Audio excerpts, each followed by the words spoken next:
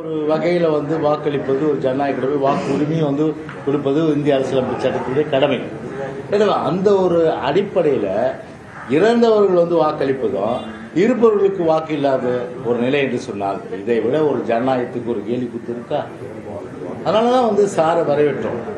ஒரு 2002க்கு பிறகு இதை இன்டென்சிவா பண்றாங்க. இது நம்ம வரவேற்றதுக்கு காரணமே இதுதான். உதாரணத்துக்கு டி நகர் தொகுதியில், தியாகராய நகர் தொகுதியில், அந்த தொகுதியை பொறுத்தவரை கிட்டத்தட்ட பல பேருக்கு பார்த்தீங்கன்னா அந்த இடத்துல இல்லை, கிட்டத்தட்ட வாக்குகள் எல்லாம் இல்லாத ஒரு அது ஆளே இல்லாத சொன்ன வாக்குகள் இருந்தது. சொன்ன உடனே எவிடன்ஸ் கூட கூட்டம் உயர்நீதிமன்றத்துக்கு.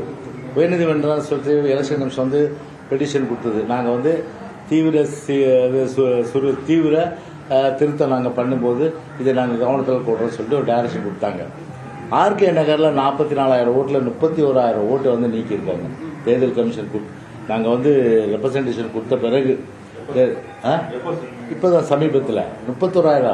அப்போ ஒவ்வொரு தொகுதியும் கோர்ட்டுக்கு போக முடியுமா? நான் கேட்குறேன். 234 தொகுதியும் கோர்ட்டுக்கு போக முடியுமா? யாருடைய வேலை? யார் இந்த வேலையை செய்யுது? எலெக்ஷன் கமிஷன் தான் செய்யணும். அதனால தான் இப்போ அதே போல் பார்த்தீங்கன்னா கரூரில் 10,000 ஓட்டு.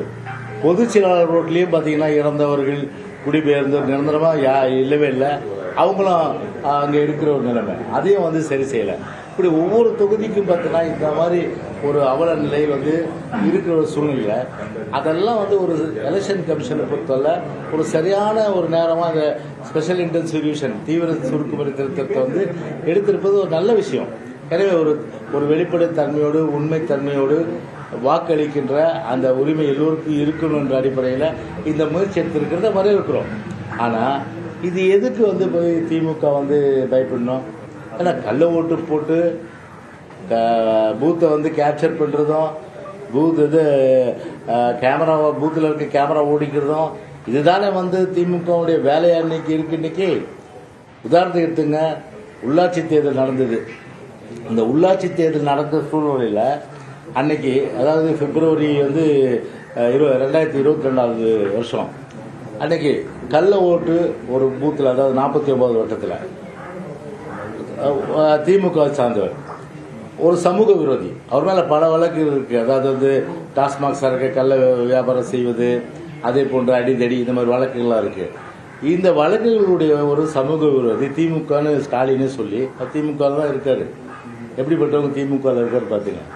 அவரை பிக்ஸ் பண்ணி இது மாதிரி ஒவ்வொரு வட்டத்தில் நடந்தது. பிக்ஸ் பண்ணி ஒரு பூத்தா, அது எவிடன்ஸே நான் பத்திரிகைலாம் கொடுத்துருக்கேன். நான் ஒவ்வொரு பூத்தா அப்படியே காலர் தூக்கி போட்டு, ஆந்திராவில் தான் நீங்க பார்த்துருப்பீங்க இந்த மாதிரி காட்சிகளை. போவாங்க, நேரம் பாட்டில் அடிப்பாங்க, எல்லா ஆபீசர்ஸ் ஓடிடுவாங்க, டக்கு டக்கு டக்கு குத்துருவாங்க, இல்லைன்னா டக்கு டக்கு டக்குன்னு இவிஎம் போட்டு அடிப்பாங்க. அந்த மாதிரி 49 பண்ணும்போது கையங்கலமா பிடிச்சி கொடுத்து அவன் மேல வழக்கு போடாம என் மேல வழக்கு போட்டு 22 நாள் உள்ள வரணும். அப்போ ஒரு பானை சோற்றுக்கு ஒரு சோறு பதம் என்ற அடிப்படையில் எப்படிப்பட்ட அந்த கள்ள வாக்குகள், அதாவது குடிபெயர்ந்தவர்கள், இறந்தவர்கள், அதே போன்று எல்லாருமே அன்னைக்கு கள்ள ஓட்டு போடுறாங்களா? அது பார்த்தீங்கன்னா திமுக அந்த அடிப்படையில் தானே நம்ப வேண்டியது இருக்கு. இப்போ ஏன் பயப்படணும்ப்போ? இப்போ உங்களுக்கு பூத் லெவலில் ஒரு ஆபீசர் கவர்மெண்ட்லேருந்து போட்டிருக்கிறாங்க, எலெக்ஷன் கமிஷன்லேருந்து. அவங்க வீடியோல போவாங்க. அவங்க கூட போகிறதுக்கு BLA 2 இருக்காங்கல்ல, ஒவ்வொரு கட்சிக்கும் BLA 2. நான் சொல்றது நியாயமா நியாயம் இல்லையா? தேவையில்லாத ஒரு பயம் தானே இது. மக்களை திசை திருப்பத்துக்கு BLA 2 இருக்காங்க. எங்க கட்சிக்கும் BLA 2 இருக்காங்க. 4ஆம் தேதி ஸ்டார்ட் பண்ணி அடுத்த 4ஆம் தேதி வரையில இது நடக்க போகுது. நவம்பர் 4ல இருந்து டிசம்பர் 4 வரல. அப்போ ஒரு BLO சரியா பண்றாங்களா இல்லையான்னு கண்காணிங்க. அவங்க தப்பு பண்ணா நான் அப்பீல் பண்ணுங்க. இருக்கிறவங்களை நீக்கிட்டாங்க, சரியா பண்ணலங்க, வீட்டுக்கே வரலங்க அப்படி சொல்லி கம்ப்ளைண்ட் கொடுங்க. அது நியாயமான ஒண்ணு தானே. அது ஆப்பர்ச்சுனிட்டி கொடுக்கலன்னா நீங்க ஒரு சர்வாதிகாரமா எலெக்ஷன் கமிஷன் பண்ணுதுன்னு சொல்லலாம். ஒவ்வொரு கட்சிக்கும் பாத்தீங்கன்னா கிட்டத்தட்ட 64,000 பூத் இருக்கும்போது 64,000 தமிழ்நாட்டில் பூத்துக்கு BLO இருக்காங்க. BLA 2 எல்லா கட்சியிலும் போட்டிருக்காங்க. BLA 2க்கும் ட்ரைனிங் ப்ரோக்ராம் கொடுத்துருக்காங்க. BLOக்கும் அவங்களும் ட்ரைனிங் ப்ரோக்ராம் கொடுத்துருக்காங்க. அப்போ கட்சி சார்பில் அவங்க விழிப்பாக இருந்து தங்களுடைய வாக்குகள் எல்லாம் சரியா இருக்கா அப்புறம் வந்து பிஎல்ஓ சரியாக பணி பண்ணுறாங்களா, இருந்தவங்க வாக்கை நீக்கிறாங்களா, அதுக்கு அப்ஜெக்ட் பண்ணுங்க, அப்பீல் பண்ணுங்க, இந்த மாதிரி ஒரு ப்ரொவிஷன். அப்புறம் வந்து கால நீடிப்பு. சரி, எதுக்கு இந்த கால நீடிப்பு? ஒரு மாதம் என்ன, ஒரு மாசத்துல செய்ய போறாங்க. இது என்ன ஒரு பிஎல்ஓவா வந்து சென்னையில் இருக்க கிட்டத்தட்ட 16 தொகுதிக்கு போக போறாரு. ஒவ்வொரு பாகத்துக்கும் ஒரு பிஎல்ஓ இருக்காங்க. பாகம் மீன்ஸ் வந்து பூத்து, வாக்குச்சாவடி.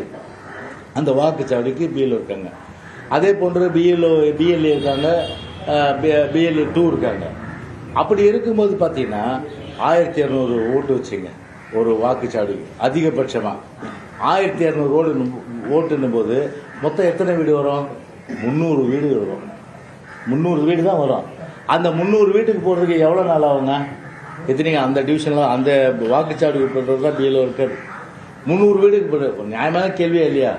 300 வீடுக்கு போகிறதுக்கு எத்தனை நாள் ஆகும்? ஏன் உங்கள் பிஎல்ஏ 2 அனுப்புங்க கூட, 300 வீடு செக் பண்ணுங்க. வேண்டுமென்று